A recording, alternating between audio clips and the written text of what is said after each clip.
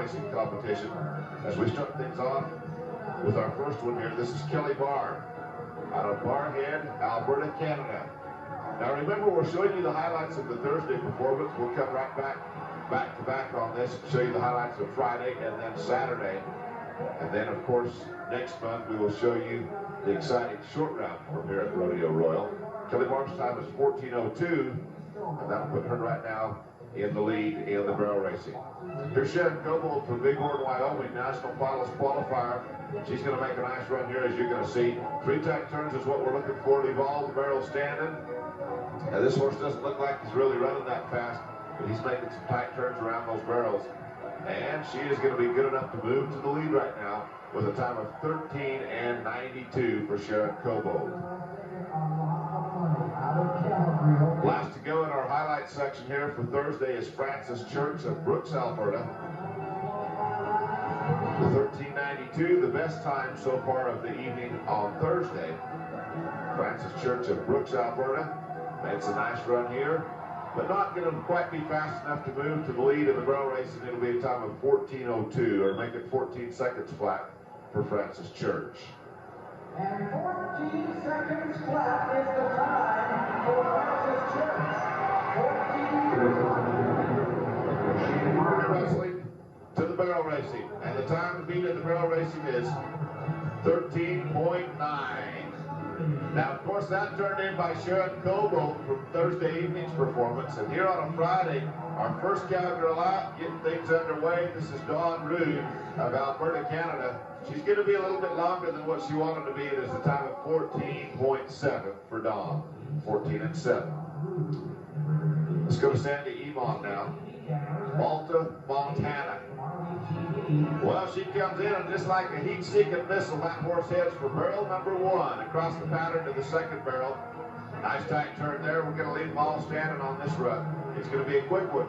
And Sandy Ebon is going to move among the top 5 right now in barrel racing with a time of 14:03. 14:03 for Sandy. Susan DePoli is next to go from Longview, Alberta.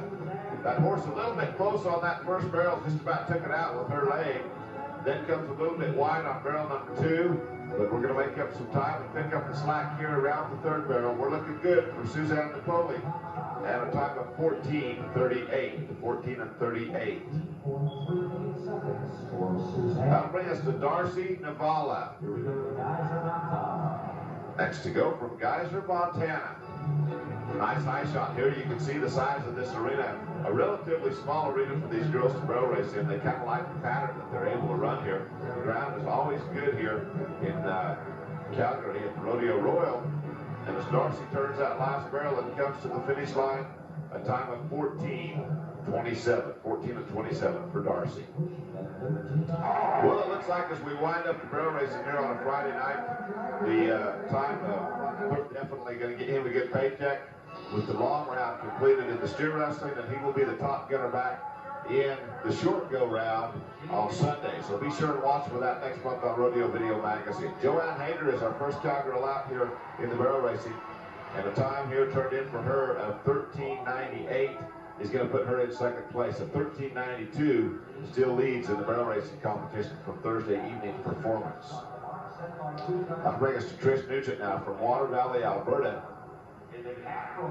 As they come down this lane or this alleyway into the arena, they get a pretty good run on the barrels here as they get things started off. Now you'll notice that she elected to go to that left-hand barrel first. That's all right. Most of our cowgirls generally go to the right side. She elects to go to the left. Doesn't matter which barrel you start on with those two. And the time is going to be 14:39 for Trish Nugent. 14:39.